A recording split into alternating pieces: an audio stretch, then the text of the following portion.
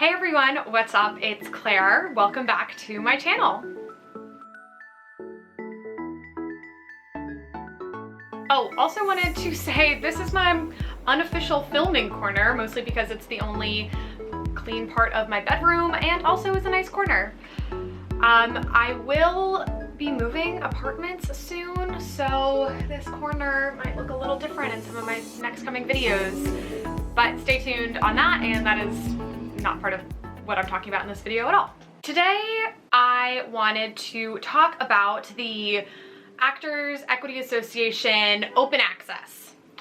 At this point, if you've been on the internet and you're an actor, you've definitely heard about this, and I sort of wanted to talk to you all about my responses to it, some of the issues I have with it, and also just let you all know what I'm going to do about open access. I do want to say at the top of this, I am not associated with Actors Equity Association for this video. I am an equity member candidate, but I am not part of, I don't pay dues, I'm not a full-fledged member. Additionally, this is not pro or against unions whatsoever. Unions are a very complex structure. There are a lot of pros and cons to unions, depending on what they represent. I.e., police unions are something that I don't support, but unions supporting healthcare workers I might support. Unions have a lot of very intricate histories in this country, and just so you know, do your own research when it comes to unions. That is a conversation and opinions that you have to form yourself. Okay, just so we have that out of the way. So, open access. At this point, you've probably read through all of these things that everyone's been talking about on Twitter, talking about in emails. On Wednesday, the 21st, got my phone here. On Wednesday, July 21st, I received an email from the Actors Equity Association. I will put it right here so you all can read through part of it. So, what they have said in this email is, many equity members have discussed the issues created by this membership rule. Equity theaters, and indeed all entertainment industry employees, are disproportionately led and populated by white people who make programming and hiring decisions that reflect their demographics. Our membership rule has created a disproportionately high barrier to access for actors and stage managers of color. We have inadvertently contributed to the systemic exclusion of people of color and people of other marginalized identities from the benefits of union membership. Great. In theory, here's where the tea comes in. As of today, we are opening union membership to any actor or stage manager who can demonstrate they have worked professionally, i.e. received compensation as an actor or stage manager in the United States. That means if you are EMC, which I am, you are eligible to join today.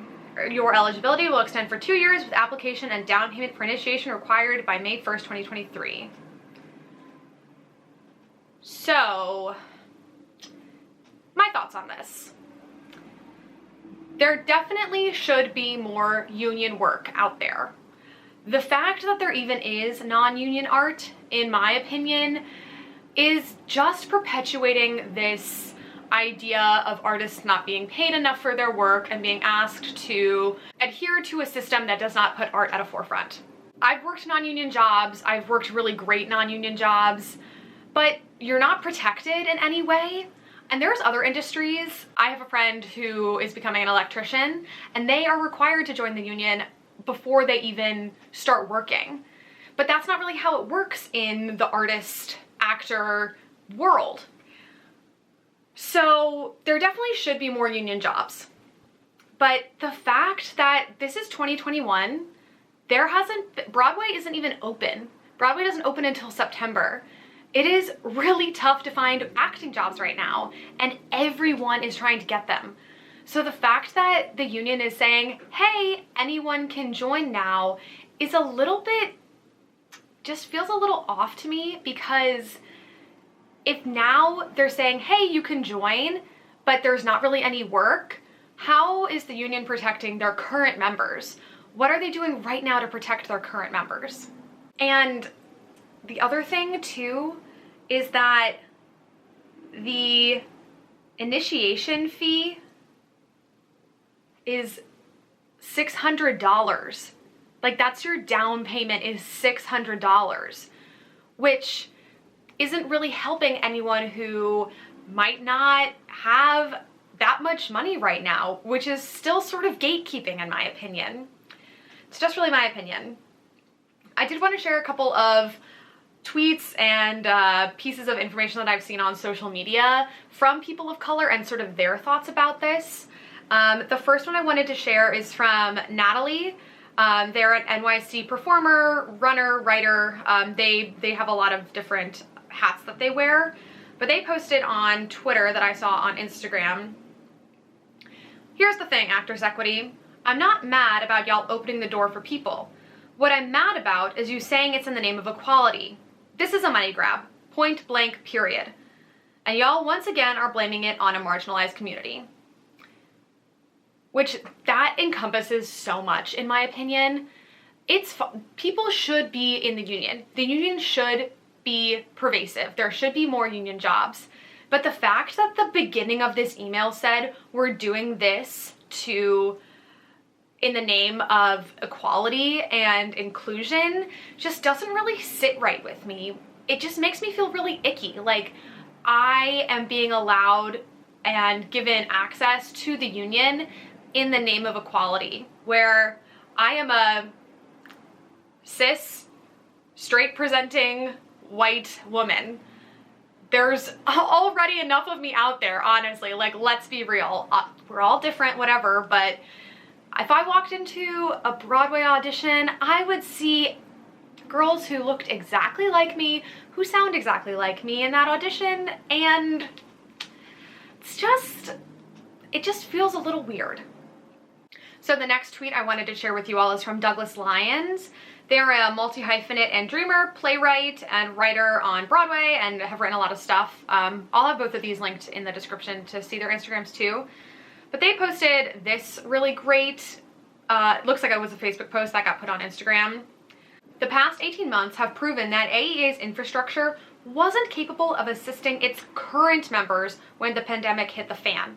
Premiums tripled, health coverage working weeks almost doubled, and we've yet to have an open healing dialogue around how we failed, and how y'all gonna add weight to a crumbling building and call it power. Non-union friends, don't let this new AEA policy fool you into leaping into a pool just because the water's there. Make sure it's the best business decision for your career. What they don't tell you before collecting your initiation fee is the moment you join the union, you are in direct competition with Broadway talent and relationships. There are only so many jobs. And when I joined the union, it was because I booked a job that confirmed I was ready. Don't let the fog of the dream set you up for failure.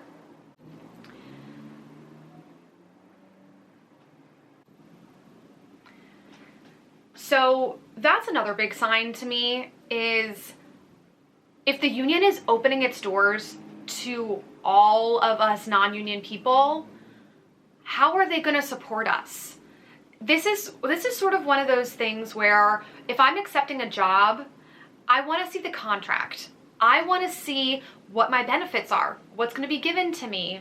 And I think those things do exist online probably, but it's a lot to say, hey, come join, but not really have any information about how they're currently supporting their members and about what they're going to do in the future. Another really great point that Douglas Lyons brought up is once you join the union, there's no going back.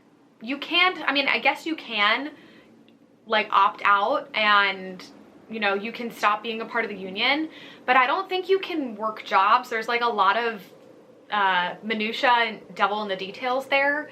So once you join that union, you're basically going to be, like he said, in competition with people on Broadway, with people who have been in TV shows and movies. Like, yes, that's SAG, but, you know, Sutton Foster is probably in the Actors Equity Association, and that's a really, I mean, I don't know about y'all, but I am definitely not a Sutton Foster at all. So what am I going to do about it? Am I going to join the union? Am I not going to join the union? What am I going to do? Also wanted to say, you are the only one who can make this decision, whether you want to join the union or not. It's not for me to make, it's not for your professors to make, it's not for your manager to make, it's you. This is a big decision. So just wanted to point that out there. This is just what I'm gonna do, my opinions. I will not be joining open access for a couple of reasons. Reason one, I am an equity member candidate, so I can sort of prolong this period, which for me works out really well because I can still go to those equity calls and get seen fairly easily in Chicago. And I can also work those non-union jobs. And when I apply for those non-union jobs, it sort of gives me a little bit of clout. The second reason I'm not going to be joining open access is because I don't really know how, if I were to join the Actors Equity Association, how that would affect my comedy work here, because I do know that the Second City works under equity contracts, but I don't really know about some of the other comedy clubs, and I don't know if I were to do a comedy show, if I would have to report that to the union, if I were to get paid for it, how would it work out? So that's just something I don't really want to cross the bridge until I feel like I have to. And I really feel my comedy career is making really good headway, and I don't want to do anything that would disrupt that. The last reason I'm not joining this open access is it just really feels like a money grab to me. It just really feels like, hey, here's all these people who could join the union who have money, and let's just use them, for lack of a better way. It just feels really slimy to me to say, hey, anyone can join the union, we're doing this to be more inclusive, but here's this really hefty initiation fee. And I just don't really want to be a part of that. And I don't feel like I'm in a spot in my career where I want to be in the union. Again, these are just my thoughts. This is just my takeaways of this. I am still going to be pursuing my equity member points, equity member candidate points, and working through that. I do hope to join unions someday.